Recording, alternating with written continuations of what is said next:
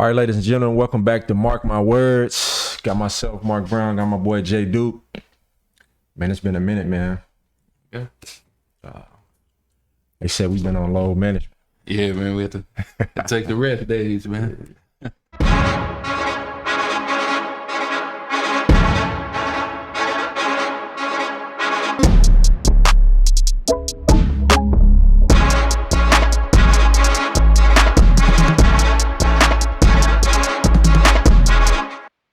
All right, bro, so load management. Speaking of, it's a lot of money getting thrown out today in the NBA.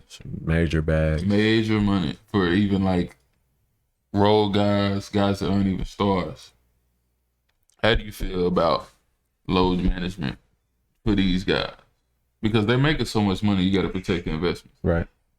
How do you feel, two-part question, how do you feel about the superstars in their load management, and even, let's say now with the Summer League, with these high draft picks in load management, not being allowed to play in the Summer League? I think with the superstars, bro, I think the biggest thing is, I mean, you got to protect your product. Mm-hmm.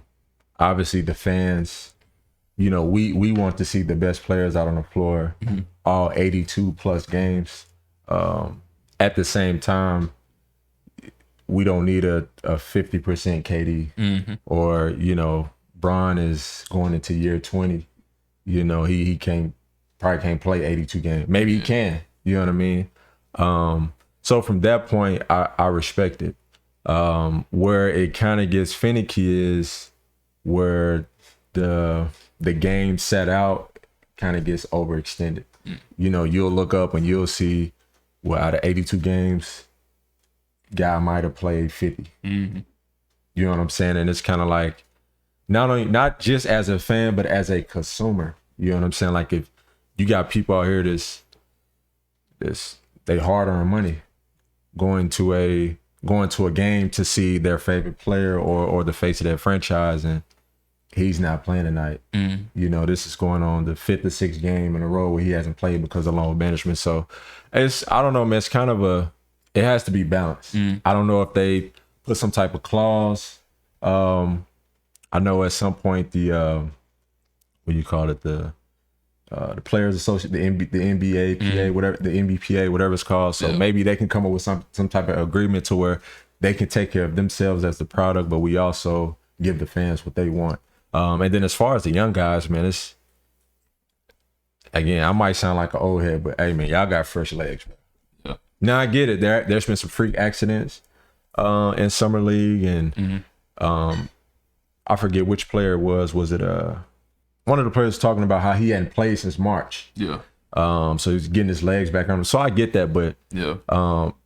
Man, I was excited. I like the Pistons squad. Yeah. You know, Ivy, man, I'm like, he had a really good first game, and I'm like, man, I was excited to see him again, and then he sat out. Yeah. You know, he sat out maybe a game or two. So it's got to be a balance. On the flip side of that, I think Ivy turned his ankle a little bit in one game. Yeah. And I think that's when they shut him down. Right.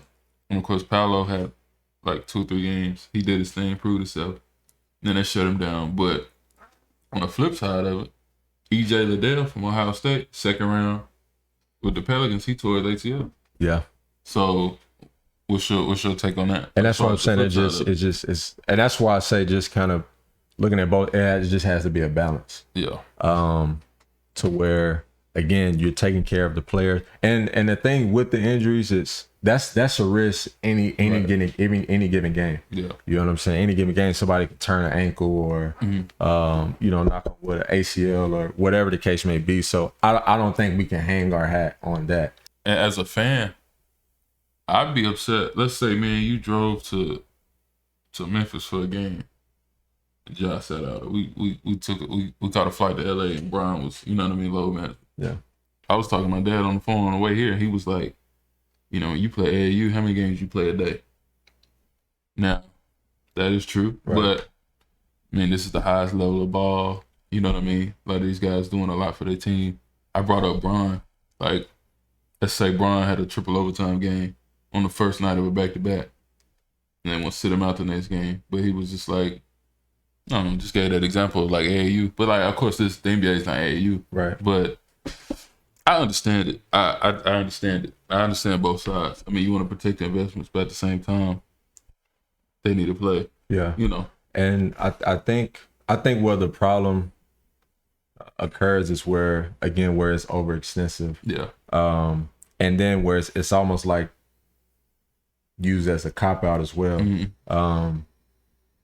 Just watching forget who was playing summer league game, and the commentator was like, "Oh, if he would have finished that move, I'm shutting him down for the rest of it." And I'm like, he's having a good game, but it just I want to see it again. Yeah, you know what I mean. Now, if he's soreness and his body's starting to catch him, that's one thing. But it's almost like, guys, you passing out load management is like popsicles. You know what I'm saying? Like, I mean, people want to see at the end of the day, protect the players, but give the consumers what they want as well. Because without the consumers, without the fans, you know what I'm saying? Y'all, it all correlates, it all strings together. So, but I think I think it just needs to be a balance, bro. Yeah, and even I'll speak on the young guys kind of sitting out. I think the young guys need to play. And I'm not talking about somebody like Zion, Ja, Darius Garland. You know what I mean? These are guys that have been all-stars, proven. They don't need to be playing some league. Some league isn't necessarily for them. But for these other rotation guys on these teams, like I see the Pistons, right? We were talking about how do you like the Pistons team. I see the Pistons' whole rotation watching the game, and they're all young, second, third year guys. Why aren't they playing? Like, I know they're piece. Maybe they don't play the whole summer league, but what's wrong with them playing a little bit in summer league, getting some chemistry with the draft picks that they just picked up? Like they're not proven vets to where they can just, you know what I mean? Like you know what I'm saying? Like I can see even like a Cade Cunningham. I mean, you think he need to be sitting out, or you think he need to play? I think he's one of those. Even if he is the franchise guy. Yeah. No. I think with where the Pistons franchise is, the position that they're in, I think he's kind of one of those exceptions. Who I do think maybe could have played in the summer league is Jalen Green. That's why I respected. That's why I respected Josh Christopher. Not only is he playing, but he hooping. Yeah. You know what I'm saying? And it's not like, oh, it's too easy. Which at points it has looked easy for him, but you can tell that he's worked on his game. You can tell he's worked on his jump shot. Yeah. He's not just the freak athlete. Like he's, I think he had a couple plays back to the basket, posting up smaller guards, knocking down the midi. So you can tell where he's worked on his game. And that's where I'm like, again, going back to the load management, like, again, like you just handing these things out like participation trophy. Now everybody, once you play a year in the league, after your rookie year, it's just go sit on the sideline with my big chain. Yeah, and get back out there and work on your game, bro. And that's not enough. Like the Rockets were bad. Like they're bad. They're gonna be bad again. But they're like, why is he not playing? Just because you was the number 2 pick? Yeah.